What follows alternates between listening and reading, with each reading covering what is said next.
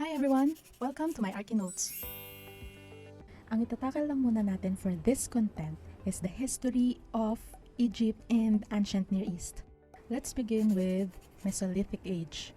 Yung scale ng society nila during this age, nagre-range lang into group of 3 to 4 households. Tapos wala pang levels noon yung wealth status nila. Kumbaga, lahat sila pantay-pantay. Tapos yung ways of living nila is through their small-scale trade, na kung saan ititrade nila yung kanilang shell ornaments in exchange for salt. Tapos pumasok na itong Neolithic period.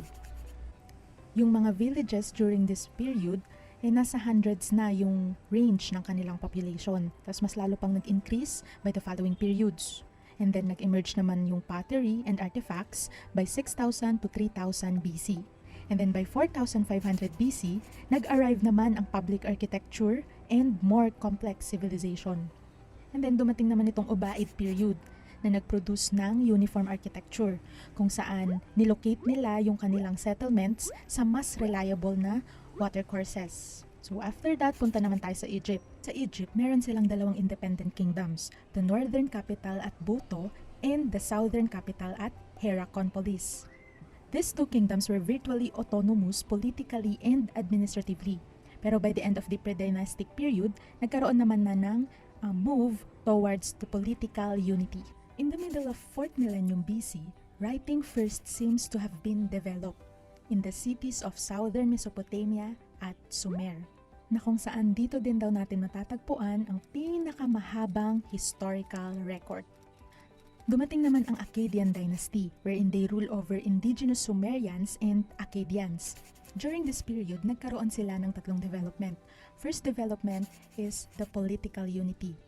Second development is the status of the ruler, na kung saan yung king, nasa kanya yung kanyang divinity, and yung mga provincial governors naman nila, tinuturing sila as slaves of their god. Tapos yung pangatlong development, the trade beyond the confines of Mesopotamia. During the Old Babylonian period naman, mas naging priority nila ang pagre-restore ng mga lumang buildings kesa sa pag-construct ng mga bago. And under the New Kingdom, Egypt witnessed its greatest prosperity, military aggrandizement, and territorial expansion. Tapos yung religious innovation naman na nire-represent ni King Akhenaten, symbolized by a sun disk of their god Aten. Ito naman yung naging political move nila para masira yung power ng priest ng Orthodox cult ni Amon-Ra. Pagkatapos kasi ng reign ni King Tutankhamun, na-restore yung orthodoxy sa Egyptian court kasabay nun yung military tradition ng New Kingdom. So inattempt nila na ma-regain yung control sa Syria and Palestine, kaso hindi masyadong naging successful because most of Syria fell under Hittite rule. After 16 years, nagkaroon din ng treaty between Egypt and Haiti. And then, they established an international peace. By 20th century BC, nag-invade na itong mga Sea Peoples or the Philistines. Sila yung nakasakop ng mas malaking area ng coastal plain na tinawag naman nilang Palestine. Maraming cities ang nasira during that time, including the Great Mercantile Center in Syrian coast, and nawala na din yung Hittite state. In Syria, nag-prosper yung kanilang Carchemish and Hamath cities. Sa south part naman, which is the United Kingdom of Israel, flourished under David and Solomon. From the late 10th century BC, Babylon had declined from Chaldean tribes, not until the reign of Ashur-nasir-pal II. Ito na yung time nila for building activity, na kung saan yung mga Assyrian kings nag-establish ng library sa part ng Nineveh. And after another period of decline, nag-reign naman itong si Tiglath-Pileser III. Isa siyang outstanding campaigner and administrative reformer who transformed the Assyrian territories into an efficiently controlled empire under governors appointed by the king. And by 26th dynasty, Egypt reasserted its independence, which they also called Saite period. Yung mga rulers dito is from the city of Sais in the Nile Delta. Dahil sa kawalan nila ng control sa northeastern frontier and a costly civil war with Babylon, naging way yun para sa union ng Medes. Tapos dahil din doon na-reduce yung manpower ng Assyrian army.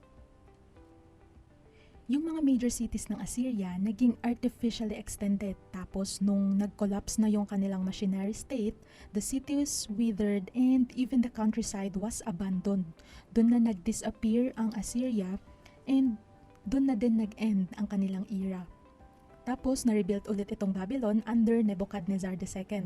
Kaso itong last Babylonian king na si Nabonidus, kinainisan naman siya ng priesthood ni Marduk, yung national god nila, kasi naging devoted itong si Nabonidus sa moon god na si Sin.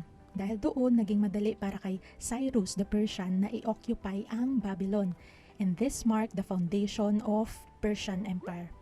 After the death of Cyrus, Egypt had to be carried by Cambyses II. After the Civil War, Darius I built the network of arterial roads. Tapos, inorganize niya yung empire into provinces, which they call satrapies, kung saan bawat province ay under ng isang governor na tinatawag naman nilang satrap. By 336 to 323 BC, nagkaroon ng way itong si Alexander the Great to carry the war into Asia. So the empire founded by Cyrus the Great thus fell into Alexander's hands. Dito na nagsimulang kumalat yung influence ng Greek civilization. And then after Alexander's death, naging sentro ng Greek culture yung Alexandria City.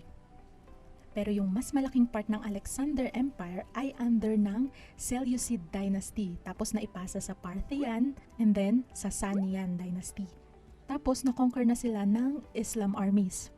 So from the 1st century onwards, the Mediterranean lands of the Near East came by stages under the grip of Rome. So that's all for the history of Egypt and ancient Near East. Hopefully, makasama ko ulit kayo for our next video na kung saan tatalakayin naman natin yung history ng early Asian culture. God bless! Thank you for watching. Kung nandito ka para matuto, salamat at napili mo tong video ko. At kung nandito ka naman just to judge the content creator, sana masaya ka.